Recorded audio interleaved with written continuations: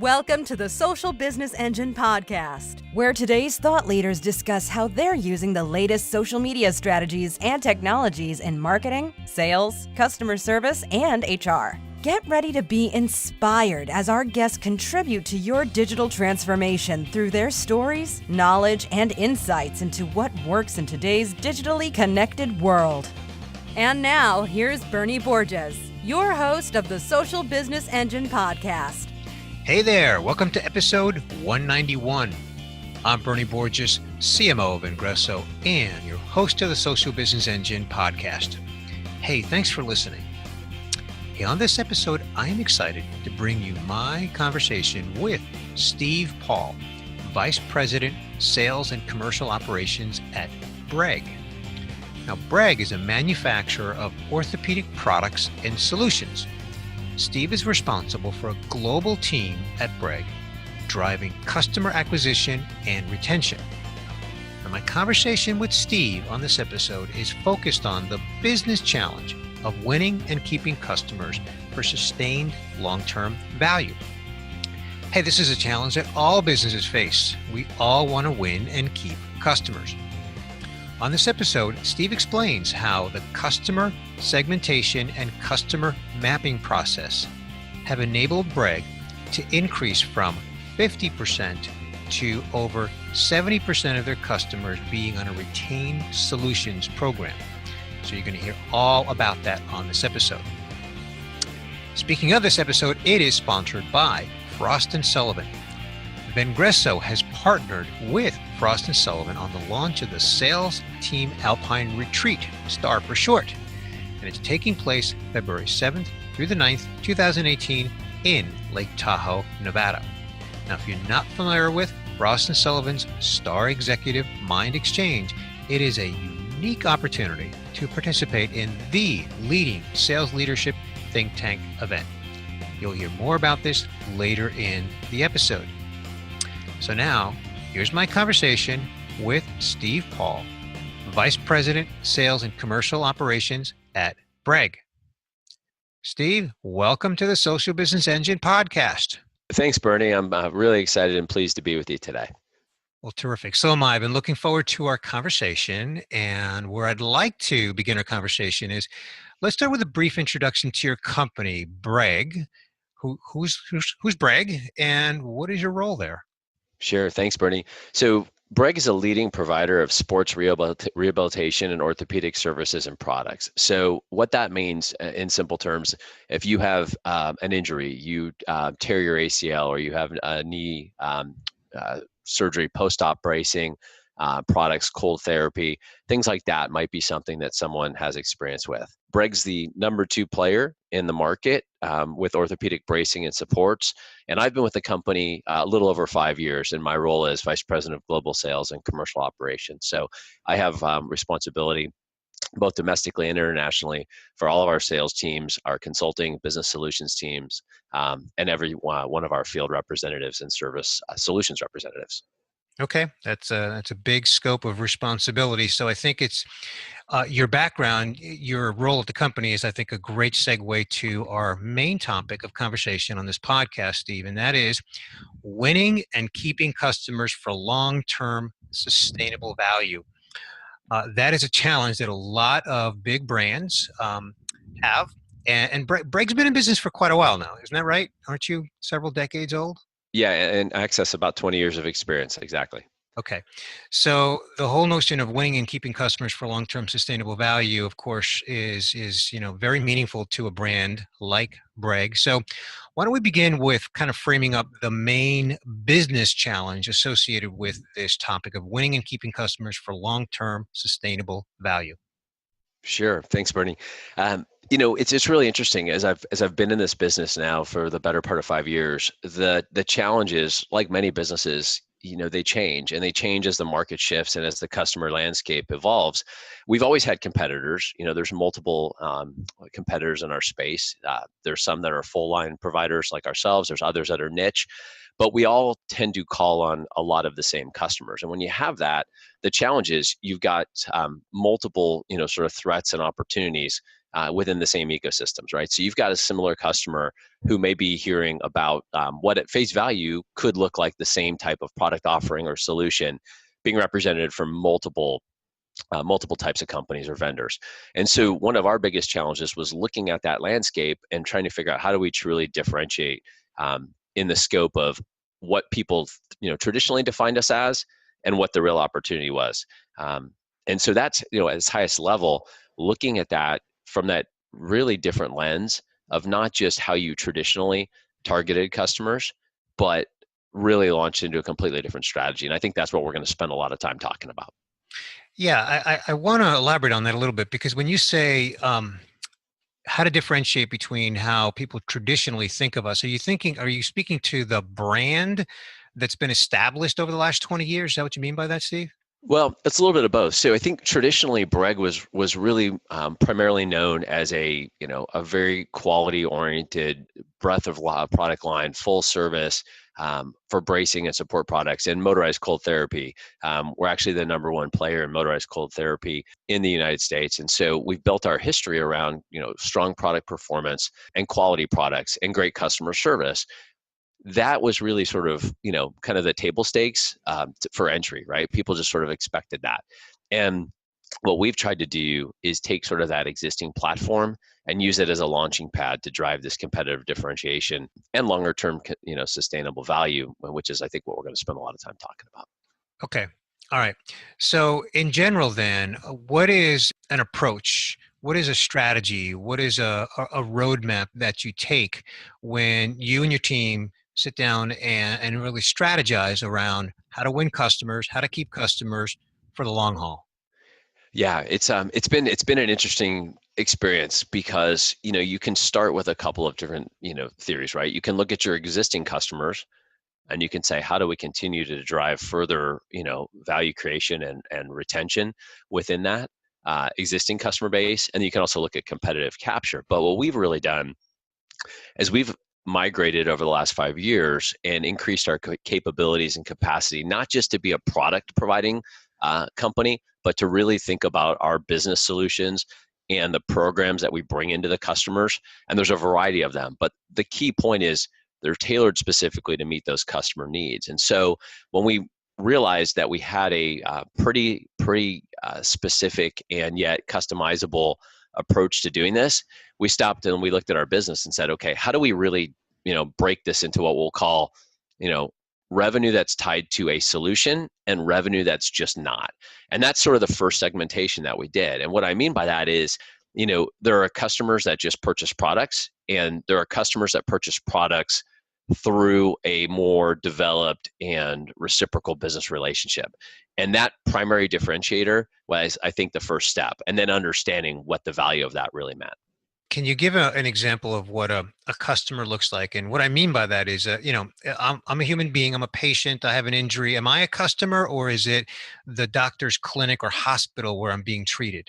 Yes, it's both. And so, one of the things that we talk a lot about is what we view, call it the orthopedic episode. And so we really try and look at the patient journey from the time a patient is hurt to the time, he or she is healthy, and sort of this continuum of, okay, I've been injured. Now what do I do? Right. And how do I enter the healthcare system, and what happens to me? Right. And so how do we help patients, healthcare providers? How do we work with them to improve the quality of the experience? We talk a lot about creating more time for whatever a physician care, provider, patient may choose to do, but basically decompressing that episode and driving that value so that that episode goes smoother. And so understanding that our customer base, we look at the customers as we look at them as patients, we look at them as providers, we look at clinics, hospitals, and everything from your walk-in urgent care to a full-blown 500 bed acute care hospital and everything in between. Okay. Now I've heard you use the phrase customer's workflow. Is that what you mean by looking at the journey of the patient? Is that what the customer's workflow is? And if it is or it isn't, if you could elaborate on what's the role of that customer's workflow as you strategize with your team on winning and keeping customers? Yeah. It's an interesting sort of dichotomy, because when a patient is injured and he or she goes into their primary care physician, or they go and they talk to an orthopedic surgeon, what happens to them, right? And so at the customer level, the products are sort of the last thing that happens, right? The brace, you've hurt your knee, you get a brace, but the operations of how that actually happens and the different business models that are in the market as it relates to navigating the complexities of insurance, navigating the complexities associated with keeping certain programs in-house or run by the clinic or by the healthcare provider versus outsourcing those things. And where we've really tried to help differentiate is as a vertically integrated manufacturer where we make products, but we also have a continuum of service offerings. We're in a really unique position to do that customer assessment, to sit down and understand the challenges they're facing. And then if their challenges align with our ability to help them solve them, I know it sounds simple, but getting someone to sit down and truly walk through that needs assessment, then we can agnostically tie the program to meet their needs. And by doing that, build a more long-term sustainable solution. Interesting. Okay. I know where I want to go next, but Steve, first I'm going to pause briefly for a message from our sponsor, Frost Sullivan. Vengreso has partnered with Frost Sullivan on the launch of the Sales Team Alpine Retreat, STAR for short. Our CEO, Mario Martinez Jr., will be presenting a session on digital selling strategies and tactics. Now, if you're not familiar with Frost Sullivan's STAR Executive MindXchange, it's a unique opportunity to participate in the premier sales leadership think tank event. It's an interactive and collaborative PowerPoint-free event to brainstorm, benchmark, and generate action plans with fellow sales leaders who work across various industries. You're going to love the location. The STAR event will take place February 7th through the 9th, 2018 in Lake Tahoe, Nevada. Now join us to mix and mingle with forward-thinking sales executives and thought leaders. Now, as an event partner, we have a $250 savings for all Vengreso subscribers, our podcast, our newsletter. So for more information on the Sales Team Alpine Retreat event, visit frost.com/Vengreso. Again, frost.com/Vengreso, and visit our show notes page for a link to this page. Love that message from Frost Sullivan. Of course, looking forward to seeing you there, Steve, as you are a speaker at the STAR event, where you'll be speaking on this topic, as a matter of fact. So speaking of this topic, I would like to hear from you, because offline, in preparation for this conversation on the podcast, you talked about customer mapping as part of the process in strategizing on how to win and keep customers for long-term sustainable value. So what is your approach to customer mapping? Yeah, thanks, Bernie. So at the most macro level, it starts with first a segmentation. And it's a segmentation of what percentage of our business is tied to one of our solutions and one of our business development platforms, because we look at that as the first line of measuring customer retention. So the way to think about it is, if somebody is just simply calling you and ordering a product, they're calling your customer service and ordering a brace, one could, absolutely appreciate the fact that they called you that day, but are they going to call you next week? Are they going to call you the month after that? Is that business something that you've earned long-term, or is that business something that you're just fortunate to have that day, right? And so mapping really starts with understanding how much of your business is tied to a solution versus sort of this unprotected, what I like to refer to as kind of a la carte purchasing, right? So that's the first thing we do. And then from there, we've spent a tremendous amount of time on what we call detailed segmentation. And so that segmentation really starts to take that next level of profiling down, and then it allows you to map resources and strategies specifically to impact those channels. And when you say detailed segmentation, can you elaborate on what that means? I'm not following what you mean by that point. Absolutely. Absolutely. So, you can take a customer, they could be similarly situated to another customer as it relates to some superficial sort of common characteristics, right? So for example, you could look at, hospital X, and they may have the same number of beds, they may have the same number of service lines, they may offer the same procedures, right? So many things look the same. Yet when you get in and you start to ask more detailed questions below the surface, and you start to probe and you start to understand not only your position within the account, but their willingness to embrace change, their willingness to open themselves up. Do they have certain characteristics that are indicative of someone that you should prioritize time and resources to? Or, for example, are they really entrenched with a primary vendor relationship somewhere else? What's the scope of that relationship? Is that relationship working well or not? And so, you can do that on one end of it. You can also see customers that clearly don't have the capacity or inclination right now to embark on anything more significant than just, frankly, purchasing products in a partnership oriented relationship where they're just buying a few things and they're leveraging contracts. That happens, and when that happens, that's fine, and we appreciate those customers, and we want to do more with them. But at the same time, I'm not going to send a specific skill set of team members to go spend time on that customer base until that customer base is ready for it. Okay, so if the purpose of customer mapping is to help you develop strategies to win and keep customers, how effective is this strategy? How does it work? What are you learning from the customer mapping exercise that you go through as it pertains to helping you achieve the goal of win and keep more customers? Yeah, good question. So we've seen, a migration. We really embarked on this in earnest, I would say, beginning to the middle of 2015.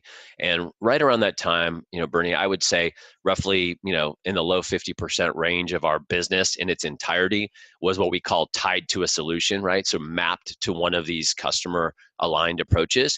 And over the course of the better part of 2 years, we'll exit this year with north of, mid 70% of our total business. So about approximately a 20% jump by mapping and by diving into this. And why that's important is it's allowed us to not only grow the relationships with customers, to go further and deeper with those customers, but also to feel much more like we have a retained, aligned, and partnered segmentation that allows you to focus on those customers more effectively. And so that I'm clear, and for my listeners, so when you say solutions, Steve, you're talking about, and again, I don't know your products, but I'm going to come back to the knee brace product, right? So a solution might be a suite of products around different joints, whether it's the knee, the elbow, or whatever. I'm completely making that up because I don't know your business. But is that what you mean by solutions as opposed to a one-off product like a brace? At its simplest form, without going into too many of the details, we really bifurcate our solutions platforms into one of two real offerings. The first is we work with customers to enable them to drive additional ancillary income into their clinic or practice. The second is the exact opposite. It's really a cost avoidance model. So through our consulting services, we work with them to enable them to take cost out of the system. So simply stated, there's really one of two solutions. We're either teaching them how to drive additional revenue into their enterprise, or we're taking cost out of the system. And that's really how we look at it. Okay, I'm connecting dots, Steve. Thank you so much for that elaboration. That helped quite a bit. You've mentioned a few times now, and I want to come back to it and get a little bit deeper on it. And that's, you said things like before you allocate resources, or how you determine how to allocate resources. And I think that's probably an important element of this whole business challenge associated with winning and keeping customers. So you want to talk about how you approach the whole topic of how you determine how to allocate commercial resources? Sure, absolutely. So, like many commercial leaders, you wish you had incremental budget approval every year for additional resources and people, and obviously that's everybody's wish. That's not reality, right? Everybody's got to face challenging budget considerations, and there's trade-offs, and you're constantly looking for leverage within your organization. And so, one of the things that we've made a really concerted effort over the last couple of years, as we've seen this strategy take hold, is to take resources from other parts of the business that it's not that they weren't good or weren't valued, they absolutely were. But leaning into this strategy has forced us to really be critical with headcount, with additional expansion. And whenever we look at where's that next need or where's that next opportunity, it's got to be really vetted within that lens of, skating to where the puck's going, which is this segmentation strategy and this mapping strategy. And driving further into those relationships. By doing that, we've made some tough decisions. And yet I don't think there's a single person, in the business that would disagree that they're the right decisions. They're not always easy, but leaning into that has been very beneficial for us. Okay. And as you go about that whole decision process, is it based on the most current results? Is it based on trends? Is it based on forecast? Is it based on competitive threats? I mean, so what are some of the drivers in determining allocation of resources? Yeah, great question. If this was a multiple choice, I'd say D, Oh, all the above to a certain to a certain element. But quite honestly, we have a really unique ability in our business to try and segment even some of the resources we have more in a product relationship management component, or servicing some of these accounts, and sort of once the customers migrated to a different type of relationship, the needs now become more important to service, and we can access people to do that. But and as it relates to the earlier question you asked, it's absolutely looking at the best opportunities we have, in more of a future forward funnel view, looking at, where we see the segmentation going, looking at what parts, and literally, market by market, demographically, Northeast, for example, do we have the right amount of feet on the street there based on what we think the opportunities are? And if we need to shift some resources from other places, we absolutely look to do that when we have to. You're always going to have that challenge of, either investing either a little bit too early or a little bit too late. It's very rare that you can hit it exactly, on the mark. But if you've got high confidence in the programs because you've done enough of them, then typically you can get organizational alignment around a little bit of a forward spend to support true growth. And so a lot of those things come into those decision making factors. But why I think I can say it's D, all the above, and why I can articulate sort of this flexibility in our approach is because we have, well, the one thing we know, it works. There's zero question in our organization of, is this strategy working, right? So once you know that you've definitively landed on the fact that it does, you take the debate out, right? Now it's about optimizing it. We know it's working. Now we have to figure out how to continue to make it work so we can continue to drive the type of growth in the business we're looking for. Okay. And then what's the role of technology and analytics as you are making all these decisions? What are you drawing upon to help you make those decisions? Yeah. So there's a couple of different things. We work through some different segmentation models that, we've deployed to help us do that. Obviously, customer mapping as part of, your CRM and how you segment those out is critical.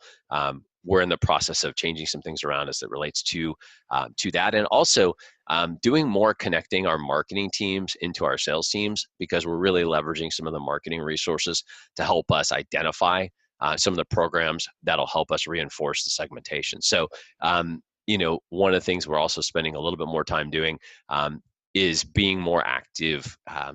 Whether that's in society events or trade shows, things like that, where we can speak on these topics or go to other associations where they're facing some of these business challenges, and really use real world examples and case studies member to member. So it's a combination, quite honestly, of, in-person education, as well as, tapping into some of the various channels that, that you would see through, like you said, CRM, LinkedIn, other things like that too. Can you come back and elaborate a little bit on what does it mean? What do you mean when you say connecting the marketing team with the sales team? Because I've seen that across different industries. And one thing I've noticed, Steve, is that it never looks the same from one company to the next or one industry to the next. So what's that look like for you? Yeah, I feel I'm very fortunate. I know I've been a part of organizations where, sales and marketing can be oil and water, and it's never, it's an us versus them, and a constant battle. I'm extremely proud. We have a great culture at Breg. It's a culture we actively manage to drive, what we refer to as really one team. And I know it sounds, sometimes people think that's kind of hokey. If you were here and you were in the walls and you were able to talk to the people, what we think of it is just how we get things done. It's our operating norm. It's the way we drive the business. And so I'm very fortunate to collaborate with a lot of great people that align on the strategy. We agree, and everybody signs up for, the top 2 or 3 things that are going to be most impactful to the business. And we run these, sort of weekly cadence meetings where we ensure that we stay aligned between sales and marketing. We have a couple resources that sort of pivot back and forth. One of the things that I'm really fortunate we were able to do, we created a role for a person specifically. They report to me, but they attend virtually every other marketing meeting. So if I can't, think of it as air traffic control. I've got one person that's in every meeting, so we're never misaligned. And and you have to work at it. Some of my counterparts, we say it happens because we want it to happen, and we make it happen, and we prioritize it. And I think that collaborative nature and that teamwork, like I said, it's not something you see everywhere. And when you've been to a place where it doesn't exist, and then you're in a place where it does. Yeah. You realize the value and the benefit of that, and you see it in the business results. Yeah, I can totally relate. From my perspective, for about the last 15 years now, I've been outside of corporate and on the service provider side, the vendor side. So that gives me the privilege of seeing the internal workings of many, many, many companies. And to your point, it's not always as harmonious as you described at Breg. So congratulations. That is awesome. And it's really cool to hear you appreciate it as much as you do, because you've kind of seen the other side of it. So that's awesome. Yeah, thank you. Yeah, it's something we're all very proud of. And well, you should be. So Steve, last question before I segue to my summary. I've also heard you talk about this notion of getting from current state to future state.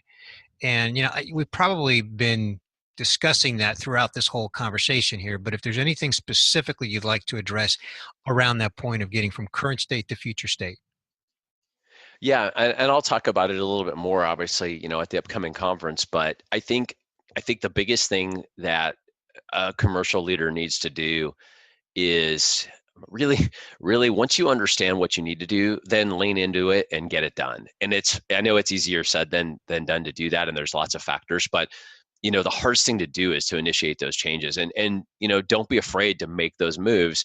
And if you have to adjust, you adjust. But you're gonna have to ruffle some feathers, and you're gonna have to move some things around, and you're gonna have to get a little bit uncomfortable to do it, because in some ways, what you're basically saying is not all customers are created equal. And we're going to build a strategy that reflects that in a respectful way, with the hope that we wish we had everybody doing, this level of engagement. And if we could have 100% of our business tied to one of these relationships, that's the goal. Will we ever get there? I doubt it, but that's the goal. And so it's not a question of, deprioritizing one versus the other, but it is about, effectively saying, you know what, I'm going to spend more time, more resources, and more energy on customers who are aligned with that value, where they see it, and they get it and they want that, versus someone else who just frankly isn't there. And if you're knocking on the wrong door, again, in sales, it's all about time and the value of those calls and the follow-up. And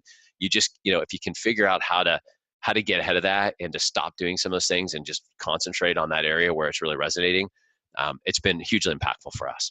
Okay, fantastic. Thank you for that, Steve. So we are at the point in the podcast where I am going to attempt to summarize the key points that we covered, and then I'll ask you to either fill in any holes or elaborate on something if I jog your memory of something, and just kind of keep it fairly brief, because at this point we're nearing the end of this episode.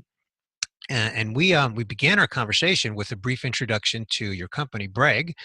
Been around 20 years. You're in the business of sports rehab products, things like, knee braces and such. And you said that you're the number 2 player in the marketplace, and your role in the last 5 years has been Vice President of Commercial Sales and Global Operations. Big job.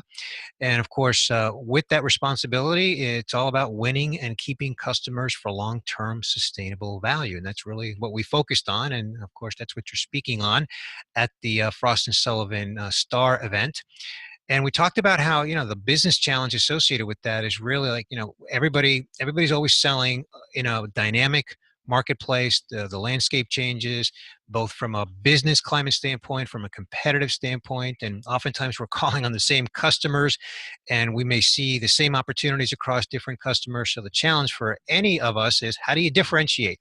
How can you be, different, more effective?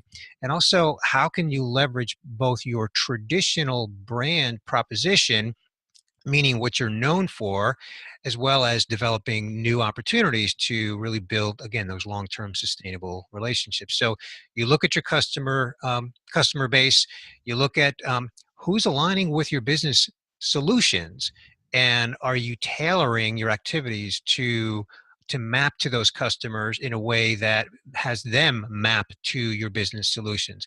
You look at how the revenue flows. Are they just a la carte purchase products, or are they through some kind of a relationship? You look at the entire journey of the patient, and you even integrate that into your customer mapping strategy, and do it in a way that really allows you to leverage the fact that you are a vertically integrated manufacturer, and you can really drive value to your customer throughout the entire journey of the end user customer.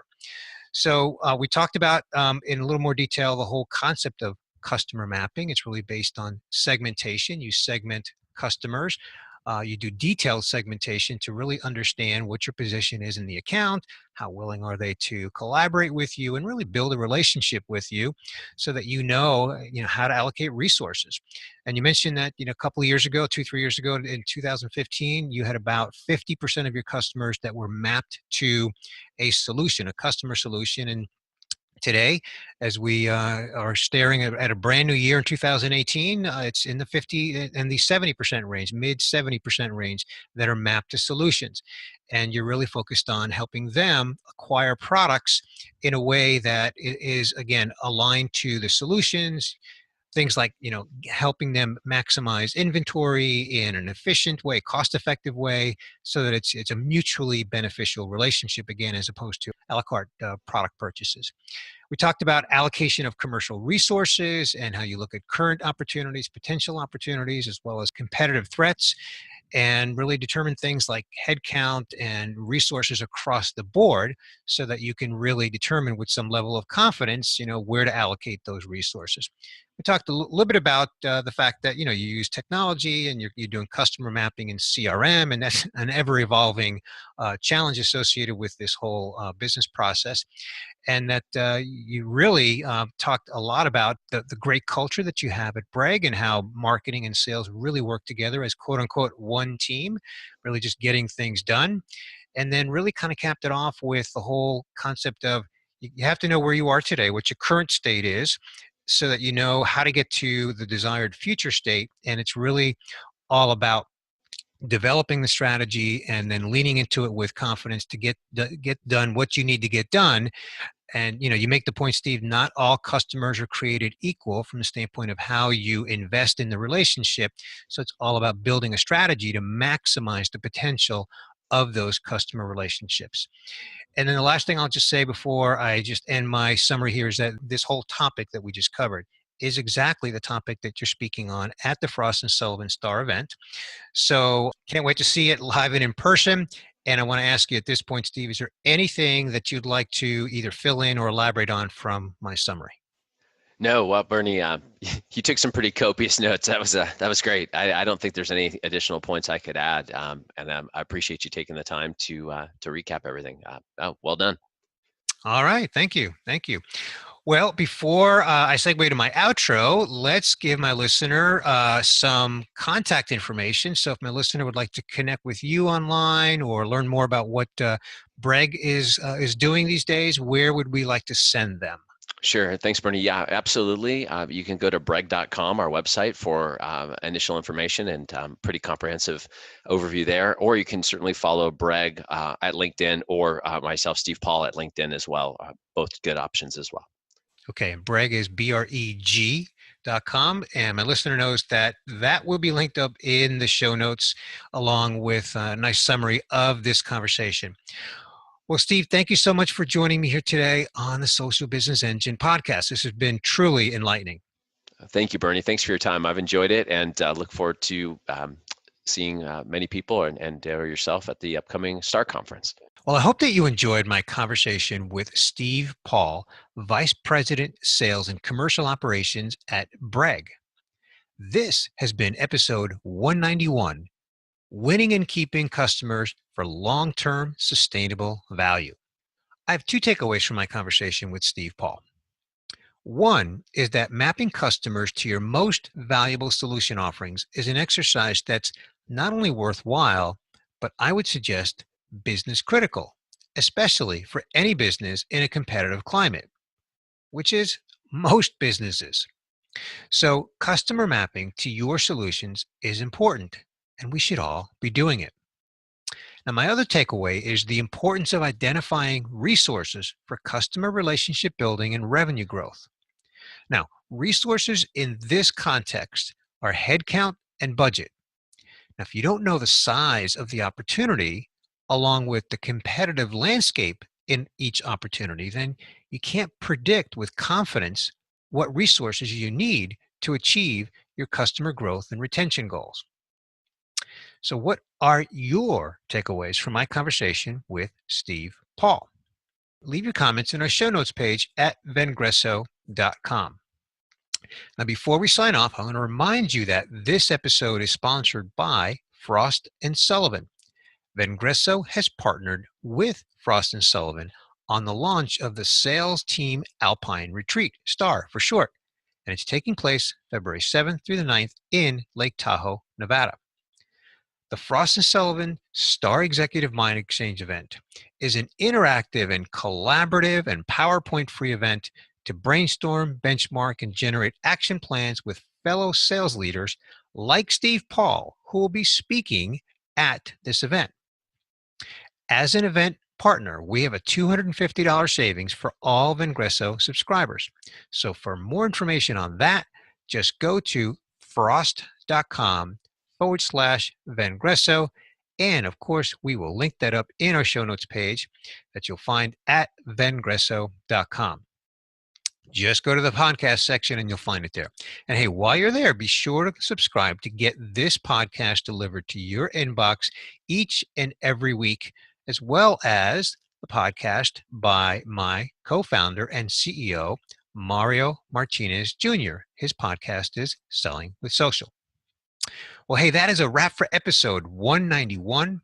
I want to thank my guest once again, Steve Paul, Vice President, Sales and Commercial Operations at Breg. This is Bernie Borges, CMO of Vengreso, signing off for now and wishing you continued success on your social business journey. Thank you for listening to the Social Business Engine podcast. Be sure to tune in again next week to reconnect with Bernie Borges for more insights, inspiration, and practical advice on social business. Visit socialbusinessengine.com to catch even more content on social strategy that will rock your business and your career.